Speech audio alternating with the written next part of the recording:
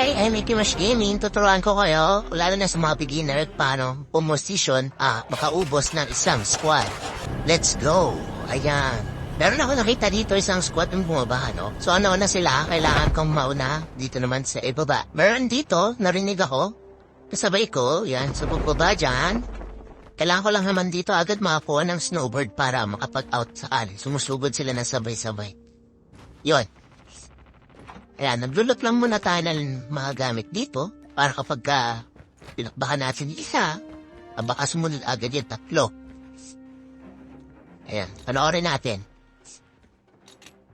Ayan, nare-release ko na yung footstep niya. Nainga ko muna kung may kasama eh. Inunahan ko na agad siya dito, nakita ko siya. Nislidean ko na. 1-0. So, meron pang tatlo.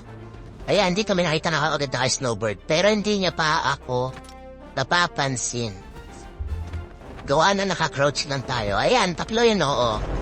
Huwag ka agad kakabahan kasi hindi ka naman agad yan mapapansin. Anong crouch ka? Kung makita ka man yan, kailangan mo agad ma-down yung isa para makuha mo yung isang snowboard para makapag-reposition ka. Ayan.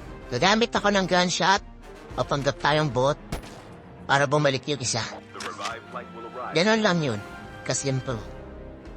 Guys, magtiwala kayo sa tutok. Ayan, babalik na yung isa. Smoker yata to. Ayan, nag-smoke na siya. So, ayan.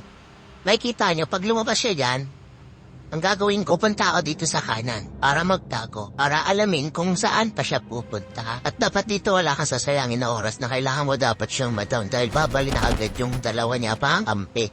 Ayan, nag-slide-slide lang tayo dito para ayan. Inuna ko na agad kunin yung snowboard.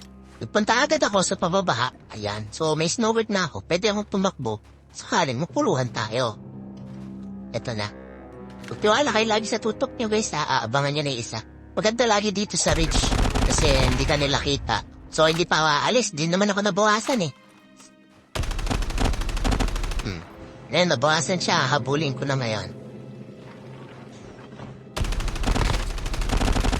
Ayan. Ayan lang, sana may natutunan kayo sa mga ridge switch, guys.